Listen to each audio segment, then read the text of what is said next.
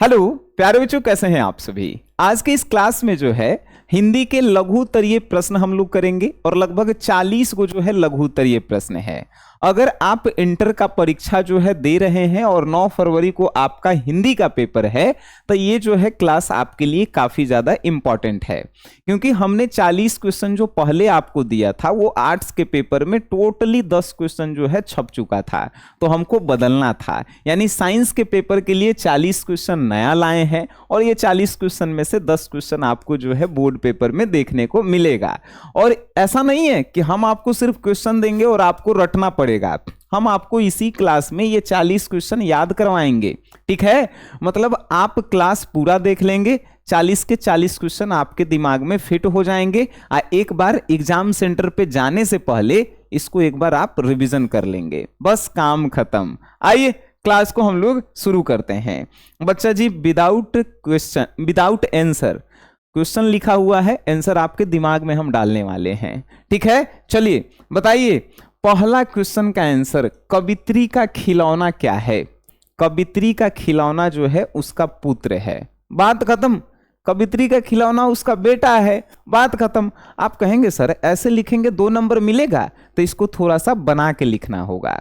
मतलब आपको लिखना होगा कि पुत्र वियोग चैप्टर में कवित्री सुभद्रा कुमारी चौहान जो है अपने बेटे को जो है अपना खिलौना मानती है, क्योंकि खिलौना से जैसे खेला जाता है वैसे ही एक माँ जो है अपने बेटे के साथ दिन भर रात भर खेलते रहती है।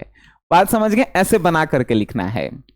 तो कैसे लिखेंगे, कवित्री का खिलौना क्या है, तो पुत्र वियोग चैप्टर में कवित्री सुभद्रा कुमारी चौहान का खिलौना जो है उसका पुत्र है।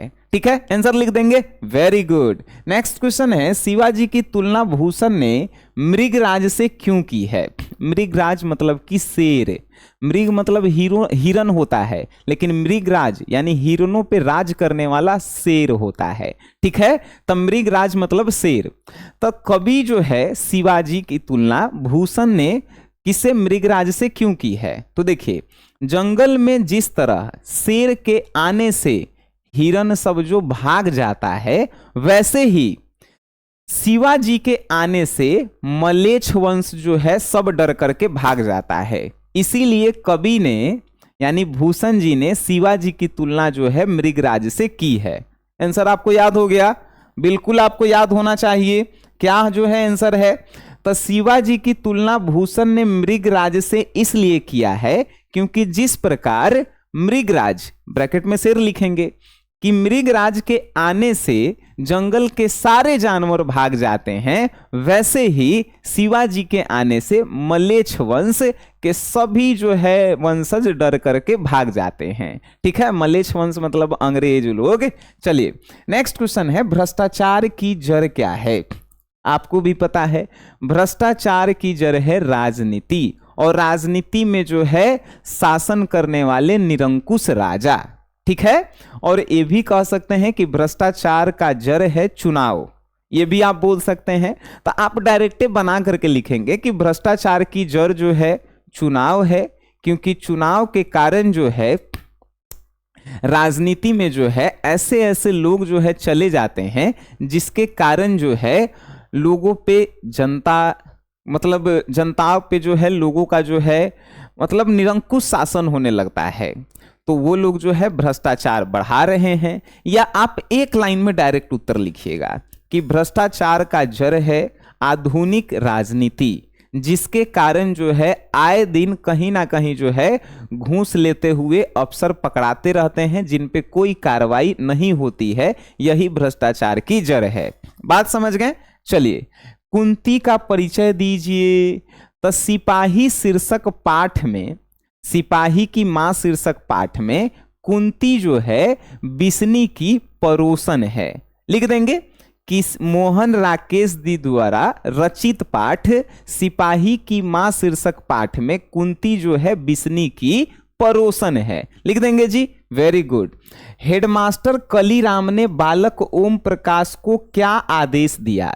तो हेडमास्टर कलीराम ने, कैसे इसका आंसर कैसे लिखेंगे, तो प्रस्तुत मतलब कि ऐसे लिखेंगे कि ओम प्रकाश जी द्वारा रचित पाठ जूठन में जो हेडमास्टर है कलीराम, वो जब बालक होते हैं ओम प्रकाश वाल्मीकि जी, तो उनको स्कूल में पढ़ने के लिए जब भेजा जाता है तो उसके हेडमास्टर कलीराम कहते हैं कि शीशम के पेड़ पर चढ़ करके उसकी टहनियां तोड़ करके झाड़ू बनाओ और पूरे स्कूल को जो है चकाचक कर दो। यही कहते हैं ना, तो आंसर लिख लेंगे कि ओम प्रकाश वाल्मीकि जी द्वारा रचित पाठ में जो है यह कहा गया है कि लेखक ओम प्रकाश वाल्मीकि जी जब बच्चा थे, स्कूल में पढ़े जा रहे थे, तो हेडमास्टर कलीराम जो है उनसे पूरा स्कूल जो है साफ करवाता है। क्वेश्चन है कि लाल केसर और लाल खरिया चौक का किसके लिए प्रयुक्त किया गया है? तो शमशेर बहादुर सिंह जी द्वारा रचित पाठ उषा शीर्षक में जो है लाल केसर और लाल खरिया चौक का उपयोग जो है सूर्योदय होने से पहले आकाश की लालिमा के लिए किया गया है। याद रखेंगे कि शमशेर बहादुर सिंह जी द्वारा रचित पाठ उषा में लाल केसर और लाल खरिया का उपयोग जो है सूर्योदय होने से पहले जो आकाश का कलर जो है लाल होता है उसके लिए किया गया है। ठीक है, चलिए वेरी गुड। क्वेश्चन है प्रातः काल का नभ, नभ मीन्स आकाश कैसा है? तब प्रातः काल का नभ जो है शंख के जैसा नीला और क्या है, शुद्ध और पवित्र है।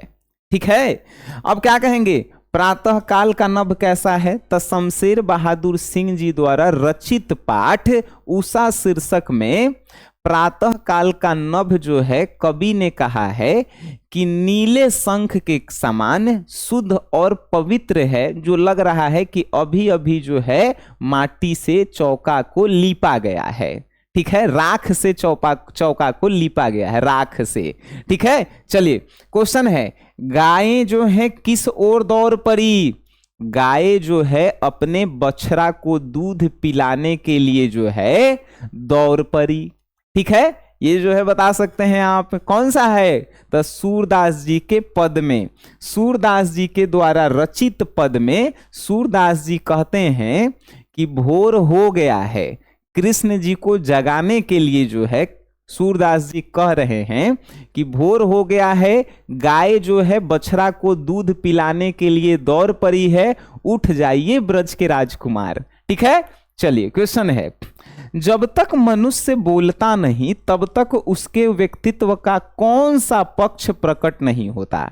आप क्या बताएंगे कि जब तक मनुष्य बोलता नहीं तब तक उसका गुण और दोष वाला पक्ष प्रकट नहीं होता है। बात याद रखेंगे कि जब तक मनुष्य बोलता नहीं है तब तक उसका क्या, तो गुण और दोष वाला पक्ष प्रकट नहीं होता है। ये जो है बातशीर शीर्षक पाठ का क्वेश्चन है। बात समझ गए? आंसर ऐसे लिख सकते हैं कि बालकृष्ण भट्ट जी द्वारा रचित पाठ बातचीत में यह कहा गया है कि जब तक कोई मनुष्य नहीं बोलता है तब तक उसके बात गुण और दोष वाला पक्ष जो है प्रकट नहीं होता है। अब समझिए कि जब ऐसे हम बता रहे हैं आंसर और आप लिखेंगे 2 नंबर में अगर माइनस मतलब 0 पॉइंट भी अगर नंबर काट लेता है तो समझिएगा कि वो मास्टर नहीं बेकार होगा। नेक्स्ट क्वेश्चन है कि उसने कहा था शीर्षक कहानी किस प्रकार की कहानी है? आप क्या कहेंगे कि उसने कहा था शीर्षक कहानी जो है कर्म प्रधान कहानी है, प्रेम पर बलिदान की कहानी है, सच्चे प्रेम की कहानी है? बताएंगे कि नहीं बताएंगे कि उसने कहा था कहानी जो है कर्म प्रधान, प्रेम पर बलिदान और सच्चे प्रेम की कहानी है। ठीक है, चलिए दल विहीन लोकतंत्र और साम्यवाद में जो है कैसा संबंध है बता सकते हैं आप सभी? तो दल विहीन लोकतंत्र का अर्थ होता है कि ऐसा देश जिसमें कोई राजनीतिक पार्टी नहीं हो, कोई भी व्यक्ति चुनाव लड़ सकता है, बिना दल का वो देश हो, कोई उसमें पार्टी नहीं हो। और साम्यवाद मतलब होता है कि ऐसा देश जहां पे कोई जाति धर्म जो है नहीं हो, बिना जाति धर्म के लोग हों।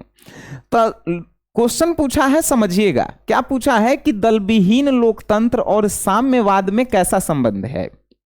तो आप बताइएगा कि दलविहीन लोकतंत्र और साम्यवाद में ऐसा संबंध है कि जैसे दलविहीन लोकतंत्र यानी बिना दल के देश को चलाया जाए तो सभी लोगों को जो है हक मिलेगा राजनीति में आने के लिए, वैसे ही बिना जाति धर्म के जो है समाज को चलाया जाए तो समाज में किसी भी प्रकार का जो है कोई जो है विभेद नहीं उत्पन्न होगा।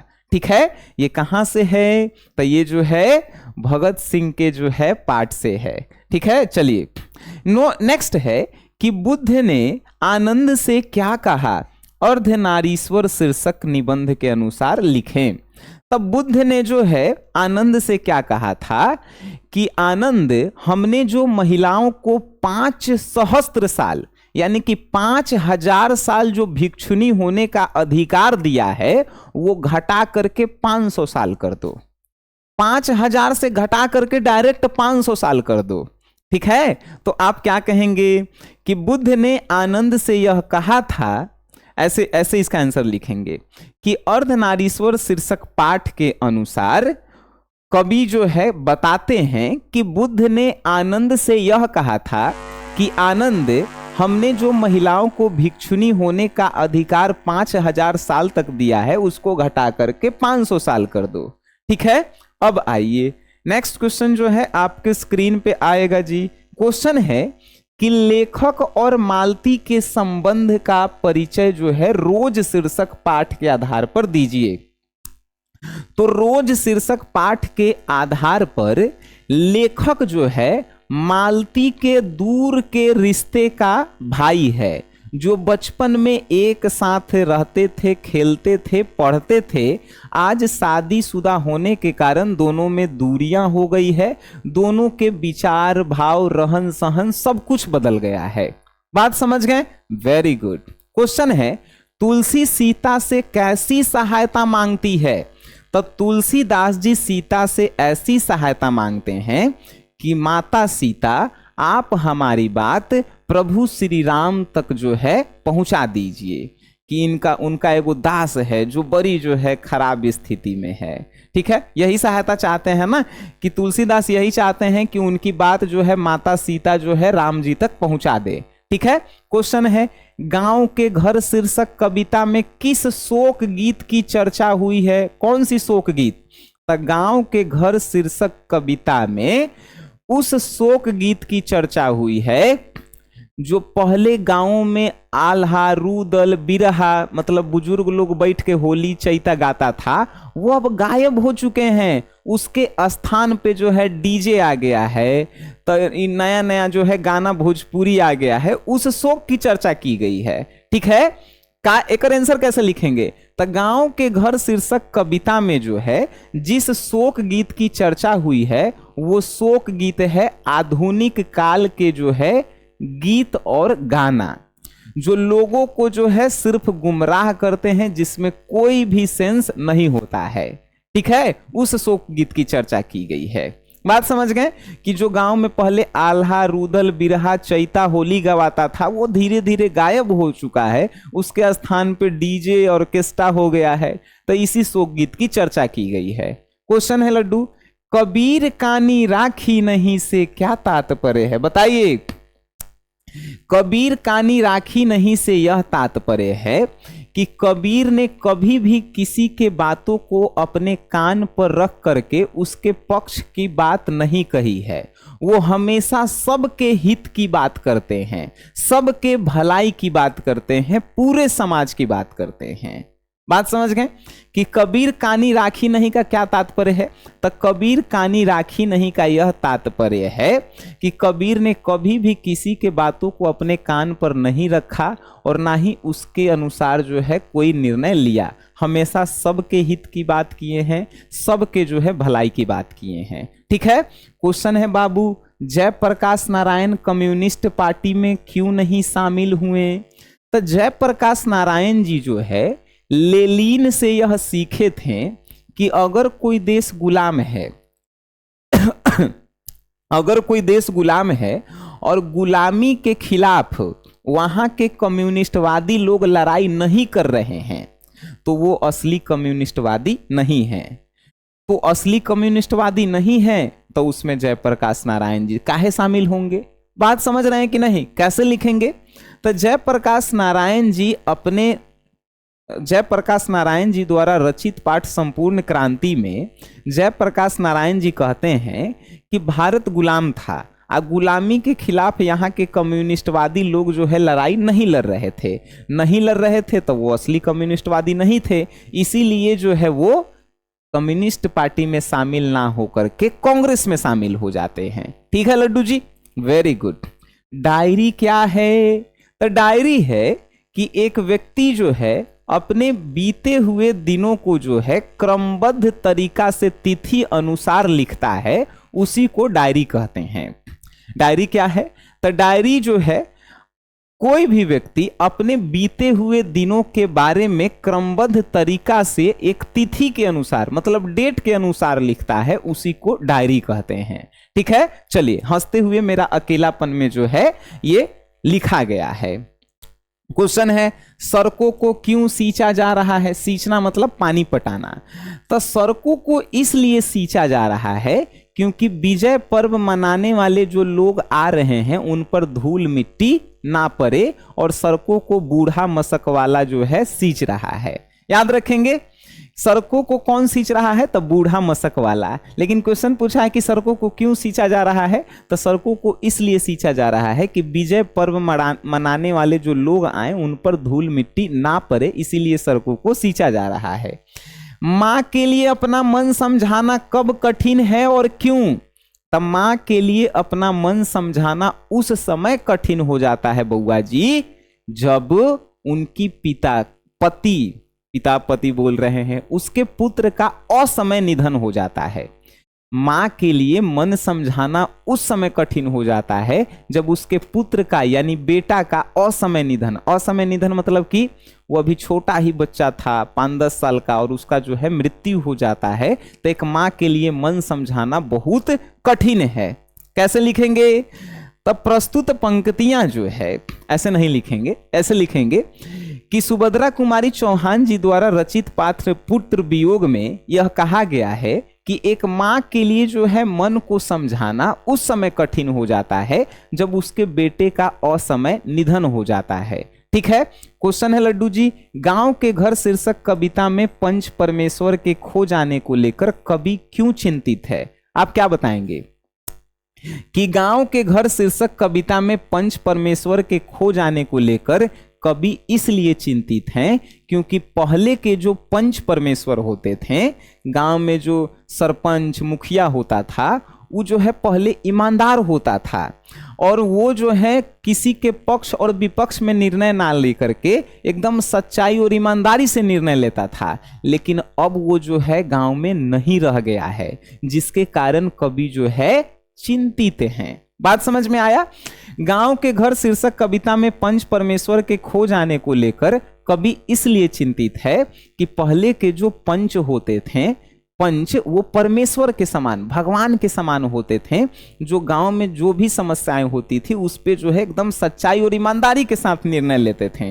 लेकिन आजकल के जो है दलाल हो गया है सब, इसीलिए लेखक चिंतित हैं। क्वेश्चन है कृष्ण खाते समय क्या क्या करते हैं? कृष्ण खाते समय कुछ खाते हैं, कुछ धरती पे गिराते हैं और कुछ अपने पिता नंद बाबा के मुंह में खिलाते हैं। याद रखेंगे, लिखेंगे कि सूरदास जी के पद में जो है सूरदास जी कहते हैं कि कृष्णा जी जो है खाते समय कुछ खाते हैं, कुछ धरती पे गिराते हैं और कुछ अपने पिता नंद बाबा के मुंह में भी खिलाते हैं। ठीक है, क्वेश्चन है कवि मुक्तिबोध ने सितारे को भयानक क्यों कहा है? तो कवि मुक्तिबोध ने सितारे को भयानक इसलिए कहा है क्योंकि सितारा का मतलब जो है आम आदमी, आम जनता कहा गया है। और जब यही आम जनता पे लोग शासन करते हैं, लोग जो है उनको जो है सताते हैं, तो यही आम जनता जिस दिन रौद्र रूप में आ गई तो बड़ी बड़ी सत्ता यानी सरकार गिर जाएगी। इसीलिए जो है सितारे को भयानक कहा गया है। कैसे लिखेंगे आप सभी? तो आप लिखेंगे कि कवि मुक्ति बोध है, मुक्ति बोध जो है कौन सा चैप्टर लिखे हैं, जन जन का चेहरा एक। तो जन जन का चेहरा एक पाठ में जो है कवि मुक्ति बोध जी कहते हैं कि सितारे आम आदमी हैं और आम आदमी को अगर कोई सता रहा है, अगर कोई उस पे शासन कर रहा है, निरंकुश शासन कर रहा है, तो जिस दिन ये सितारे यानी आम आदमी जो है भयानक रूप धारण करेगा, उस दिन बड़ी बड़ी सत्ता जो है गिर जाएगी। इसीलिए कवि ने सितारे को भयानक कहा है। बिटिया कहाँ कहाँ लोहा ढूंढती है, तो बिटिया पहले जो है अपने आस पास में लोहा ढूंढती है, जैसे कि अरगन्नी पे बंधा हुआ तार जिस पे भैया की चड्डी सूख रही है, भाई दरवाजा में जो है वो कब्जा, वो कील, उसके पास आसपास जो है लोहा, हथौड़ी, कलछुल ये सब में ढूंढती है। फिर जो है पापा के कृषि के सामान में जैसे बैल के घंटी में लोहा, फिर जो है हंसुआ, खुरपी, कुदाली, फिर जो है उसके बाद जो बैलगाड़ी के चक्का होता है उसमें जो है लोहा होता है। फिर जो है मम्मी के खाना मतलब घर में उपयोग होने वाला सामान जैसे कि कलछुल, कराही, लोटा, कराही, बाल्टी, ठीक है, कुआं का घिरनी, वहां लोहा ढूंढती है। तो ये सब आराम से लिख सकते हैं। और व्यवहारिक राजनीति क्या होती है? देखिए, व्यवहारिक राजनीति मतलब होता है कि सरकार के नियमों को जनता तक पहुंचाना। तो एक ठीक उल्टा का होगा अव्यवहारिक राजनीति। तो अव्यवहारिक राजनीति उस राजनीति को बोलते हैं जिसमें नेता जो है जनता पे निरंकुश शासन करता है, जनता तक जो है कोई भी काम को नहीं पहुंचा पाता है, नहीं जनता की सेवा करता है, उसे जो है अव्यवहारिक राजनीति कहते हैं। नेक्स्ट क्वेश्चन जो है बच्चा जी आपके स्क्रीन पे क्वेश्चन कहा कि पंच परमेश्वर के खो जाने को लेकर चिंतित क्यों हैं? दोबारा क्वेश्चन आ गया, आप लिख देंगे कि नहीं लिख देंगे कि पंच परमेश्वर के खो जाने को लेकर कभी चिंतित इसलिए है क्योंकि पंच परमेश्वर पहले ईमानदारी और सच्चाई से निर्णय लेता था गांव में, लेकिन अब के पंच परमेश्वर जो है दलाल हो गया है। सब आधुनिक पंच परमेश्वर जो है दलाल हो गया है, सब पैसा के जो है बल पे जो है निर्णय लेता है सब, इसीलिए कभी चिंतित हैं। नागरिक क्यों व्यस्त है, उनकी साझेदारी क्या है बताइए? तो नागरिक जो है विजय पर्व मनाने में व्यस्त है। नागरिक क्यों व्यस्त है? नागरिक विजय पर्व मनाने में व्यस्त है। उनकी क्या साझेदारी है?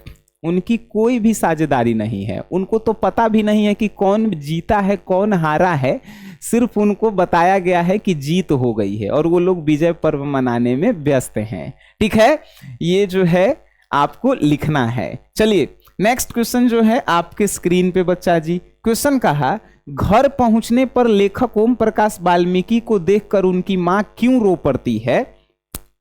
तो घर पहुंचने पर लेखक को देख करके ओम प्रकाश वाल्मीकि जी की मां इसलिए रो पड़ती है क्योंकि ओम प्रकाश वाल्मीकि जी की मां चाहती थी कि मेरा बेटा ओम प्रकाश जो है पढ़ लिख करके एक बड़ा आदमी बने, हम लोग जो गरीबी मजदूरी कर रहे हैं वो कभी ना करे, इसीलिए उनके आंख से आंसू आ जाता है। ठीक है, आप कैसे बताएंगे? तो ओम प्रकाश वाल्मीकि जी अपनी आत्मकथा जूठन में बताते हैं कि जब हम एक गाय मर गया था उसका चमड़ा बेच करके बाजार से घर पे पहुंचते हैं, तो घर पहुंचने पर जो है माँ मुझे देख करके रोने लगती है। इसलिए रोने लगती है कि माँ नहीं चाहती थी कि मैं वही काम करूं जो उसका खानदानी काम चल रहा है, किसी दूसरे के यहाँ मजदूरी करना, जी हजूरी करना, वो उसकी माँ नहीं चाहती थी, इसीलिए देख करके रोने लगती है। क्वेश्चन है तुलसी के हृदय में जो है कौन सा डर है? तुलसी जी के हृदय में, तुलसीदास जी के पद से लिया गया है ये। तो तुलसी जी के हृदय में जो है उस बात का डर है जिन्होंने वो पहले झेला है। जैसे जो है उन्होंने अपने जीवन में बहुत सारी कष्ट, समस्याओं, संघर्षों को झेला है, इस बात को जो है उनके दिल में जो है डर बन गया है। ठीक है, कि क्या पता फिर जो है वैसा दिन दोबारा आ जाए। ठीक है, तो तुलसी के हृदय में कौन सा डर है? तो तुलसी के हृदय में जो है बीते हुए दिनों के संघर्ष से, बीते हुए दिनों के जो है यादें, उन सभी का जो है डर बैठा हुआ है। ठीक है, क्वेश्चन है कि डायरी लिखना क्यों कठिन है? बताइए जी। डायरी लिखना इसलिए कठिन है क्योंकि डायरी लिखते समय कभी शब्द मिलते हैं तो कभी उसके अर्थ नहीं मिलते हैं, कभी अर्थ मिलते हैं तो उसके कभी शब्द नहीं मिलते हैं। इसीलिए डायरी को लिखना जो है मुश्किल है। डायरी लिखना क्यों मुश्किल है? तो डायरी लिखना इसलिए मुश्किल है कि कभी कभी डायरी लिखते समय या तो सही डायरी का मतलब डायरी लिखते समय सही शब्द मिलते हैं तो उसके अर्थ नहीं मिल पाते हैं, और अर्थ मिलते हैं तो उसके लिए सही शब्द नहीं मिल पाते हैं, इसीलिए लिखना मुश्किल है। क्वेश्चन, तिरिछ क्या है? कहानी में यह किसका प्रतीक है? आप बताइएगा कि तिरिछ जो है एक विषैला जंतु है, छिपकली है। तिरिछ एक विषैला जानवर है, ये भी लिख सकते हैं। आराम से एक लाइन में लिखेगा, तिरिछ एक विषैला छिपकली है, लिख सकते हैं। तिरिछ एक विषैला छिपकली है जो किस कहानी में किसका प्रतीक है? तो कहानी में प्रतीकात्मकता याद रखिएगा कि तिरिछ जो है एक विषैला छिपकली है जो कहानी में प्रतीकात्मकता का प्रतीक है। प्रतीकात्मकता मीन्स मन के भय है, मतलब मन के भीतर का डर है। ठीक है, ऐसे भी लिख सकते हैं कि तिरिछ जो है एक विषैला छिपकली है जिसका जो मन के भय का जो है, मन के अंदर के भय का प्रतीक है। ठीक है, अब ये जो है ऐसे कर करके 2 नंबर में अगर बनाना हो और अच्छा से लिखना चाहते हैं तो ऐसा भी लिख सकते हैं कि तिरिछ शीर्षक पाठ जिसके लेखक जो हैं कौन है? उदय प्रकाश जी हैं। उन्होंने इस कहानी में बताया है कि तिरिछ एक विषैला जो है छिपकली है जो प्रतीकात्मकता का प्रतीक है, यानी कि लोगों के मन के जो है अंदर के भय का प्रतीक है। ठीक है, क्वेश्चन, जीवन में विद्रोह का क्या स्थान है? तो जीवन में विद्रोह का बहुत ही महत्वपूर्ण स्थान है, क्योंकि जो व्यक्ति विद्रोह को सहन नहीं करता है वो कभी भी सफल नहीं होता है, और जो व्यक्ति विद्रोह को सहन करता है वही व्यक्ति आगे चल करके एक सफल इंसान बनता है। तो यदि आप कष्ट में हैं, समस्या में हैं, तो आप ये मत सोचिए कि आप हार रहे हैं। आप एक दिन जो है एक अच्छा जो है व्यक्ति बनेंगे, सफल व्यक्ति बनेंगे। यही विद्रोह का स्थान है। ठीक है, जीवन में विद्रोह का बहुत महत्वपूर्ण स्थान है। क्या स्थान है? तो जो व्यक्ति संघर्ष करता है, विद्रोह करता है, झेलता है, वही जो है आगे बढ़ता है। जो नहीं झेलता है वो पीछे रह जाता है। लिख लेंगे, चलिए, वेरी गुड। भगत सिंह की विद्यार्थियों से क्या अपेक्षाएं हैं? तो भगत सिंह की विद्यार्थियों से अपेक्षाएं हैं कि विद्यार्थी राजनीति में भाग ले, क्योंकि आगे चल के विद्यार्थियों को ही जो है राजनीति चलाना है। राजनीति में ऐसे लिखेंगे कि भगत सिंह जी जो है अपने लिखित पाठ एक लेख और एक पत्र में कहते हैं कि विद्यार्थियों को सिर्फ किताबों के ज्ञान तक सीमित नहीं रहना चाहिए। विद्यार्थियों को जो है राजनीति में भी भाग लेना चाहिए और समाज को सुधारने का प्रयास करना चाहिए और अपने देश के लिए बलिदान भी दे देना चाहिए। ये जो है इनकी अपेक्षाएं हैं। ठीक है जी, चलिए, क्वेश्चन है कि प्यार का इशारा और क्रोध का दुधारा से क्या तात्पर्य है? तब प्यार का इशारा का मतलब है कि देश एकता के साथ रहना, एकता के जो है भाईचारे के साथ रहना, ये प्यार का इशारा है। क्रोध का दुधारा का मतलब है कि किसी चीज के लिए जो है विरोध करना, किसी चीज, किसी न्याय के लिए, कोई समाज कल्याण के लिए, कोई जो है मतलब कोई नीति के लिए विरोध करना, वो क्रोध का दुधारा होता है। बात समझे कि नहीं?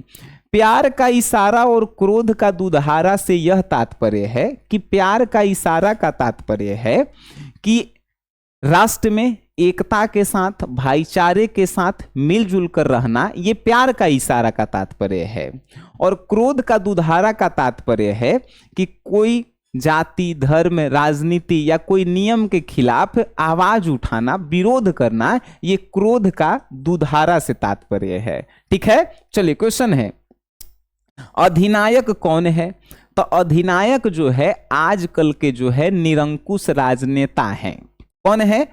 तो अधिनायक चैप्टर में जो है लेखक कहते हैं कि अधिनायक जो है आजकल के निरंकुश नेता है जो अपने फायदे के लिए जनता का जो है उपयोग करती है, जनता पे जो है शासन करती है, वही आज का अधिनायक है। बिस्नी कौन है और इसकी किनकी प्रतीक्षा है? तो आप कहेंगे कि सिपाही की मां शीर्षक पाठ में बिस्नी जो है मानक की मां है और उसको अपने बेटे मानक की प्रतीक्षा है। ठीक है, करेक्ट है। चलिए, उसने कहा था शीर्षक कहानी में लपटन साहब की जेब से जो है क्या बरामद हुआ? तो याद रखिएगा बाबू, लपटन साहब की जेब से जो है दो लिफाफे और एक चिट्ठियां जो है बरामद होती है। ठीक है, लपटन साहब की जेब से जो है 3-4 लिफाफे और एक डायरी प्राप्त होती है। 3-4 लिफाफे और एक डायरी प्राप्त होती है, एक डायरी प्राप्त होती है। याद रखिएगा, लपटन साहब की जेब से 3-4 लिफाफे और एक डायरी प्राप्त होती है। कौन से पाठ में है? उसने कहा था पाठ में। सब आंसर को ऐसा बना करके लिखिएगा 3-4 लाइन में कि क्वेश्चन देखता ही जो है, आंसर देखता ही फ्लैट हो जाए मास्टर आप पे, मतलब आपसे प्यार हो जाए मास्टर को। क्वेश्चन देखिए, मालती के पति का परिचय दीजिए। मालती के पति जो है एक डॉक्टर हैं जो ग्रैगीन के रोगियों का इलाज करते हैं, जो अपने परिवार के जीवन यापन के लिए अपने घर से दूर आकर जो है कहीं एक हॉस्पिटल में आकर ट्रेनिंग कर रहे हैं। बात बता देंगे कि रोज शीर्षक पाठ में जो है मालती मेन रोल में है। तो रोज शीर्षक पाठ में मालती के पति जो हैं क्या हैं? एक डॉक्टर हैं, पेशे से एक डॉक्टर हैं जो ग्रैगीन रोगियों का इलाज करते हैं और ट्रेनिंग करने के लिए, परिवार चलाने के लिए घर से दूर आकर जो है रहते हैं। ठीक है, चलिए नेक्स्ट क्वेश्चन बाबू आपके स्क्रीन पे क्वेश्चन है, ओ सदा नीरा शीर्षक नदी किस नदी के लिए कहा गया है?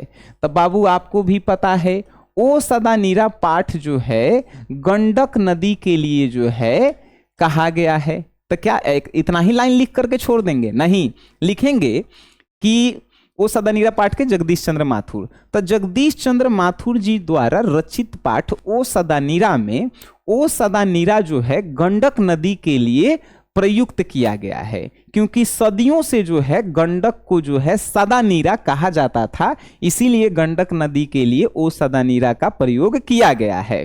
आइए जी, क्वेश्चन है, जायसी रचित पहले करबक में कलंक, कांच और कंचन से क्या तात्पर्य है? आप क्या बताएंगे जी कि सर कलंक का मतलब है, कलंक का मतलब है चांद में दोष होना, चांद में दोष होना।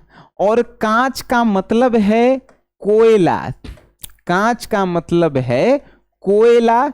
और कंगन का मतलब है, कंचन का मतलब है, कंचन मतलब होता है सोना, इसका मतलब है सुमेरु पर्वत। क्या है?